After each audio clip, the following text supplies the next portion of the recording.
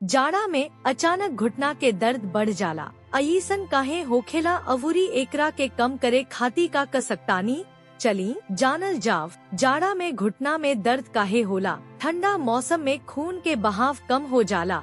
ठंडा होखला पर आपके खून के नली सिकुड़ जाला, जवना से आपके घुटना तक खून के संचार कम हो जाला। एकरा चलते गोड़ में अकड़न अवूरी घुटना में दर्द होखेला। प्रेशर में बदलाव। जाड़ा के दौरान बैरोमीटर के दबाव गिरला के चलते जोड़ के आसपास के ऊतक सूजन हो सकता, जवना से घुटना पर अतिरिक्त दबाव पड़ेला। अवूरी घुटना के दर्द भी बढ़ जाला। कम चलल फिरल। जाड़ा में हमनी के ज्यादा ना चलेनी जा। अवूरी जब हमनी के सक्रियता कम होखेला त हमनी के मांसपेशी कमजोर हो जाले। फिर जब हमनी के चले के कोशिश करेनी जा त दर्द बढ़ जाला। घुटना के दर्द से छुटकारा कैसे मिलेला। घुटना गरम रखी। घुटना गरम रखे खातिर गरम कपड़ा पहनी। अयीसन कईला से शरीर में खून के संचार बढ़ जाला, जवना से अकड़न अवूरी दर्द कम हो जाला। रोज व्यायाम करी। ठंडा मौसम में भी व्यायाम कईल जरूरी बा। पैदल चलला भा साइकिल चलावे से घुटना लचीला रही। गर्म स्नान करी। गरम कंप्रेस के इस्तेमाल करी।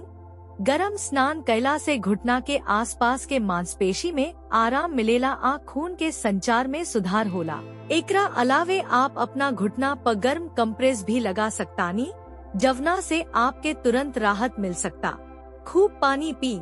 पानी पिए के बहुत जरूरी बा। ठंडा हवा से पानी के कमी हो सकता, जवना के असर आपके घुटना पर पड़ेला। पानी पिए से उपास्थि चिकनाई वाला रहेला, जवना से घुटना के दर्द कम हो जाला। मालिश। जैतून भा सरसों के तेल से घुटना के मालिश कईला से खून के बहाव में सुधार होखेला। मांसपेशी में आराम मिलेला। अवूरी घुटना के दर्द में भी कमी आवेला। घुटना के दर्द खातिर सप्लीमेंट ली। ग्लूकोसामाइन अवूरी चोंद्रोइतिन जैसन सप्लीमेंट सूजन के कम करे। अवूरी उपास्थि के फेर से बनावे में मदद करेला। ओमेगा 3 फैटी एसिड में एंटी इंफ्लेमेटरी फायदा होखेला, जवन की घुटना के अकड़न के कम करेला।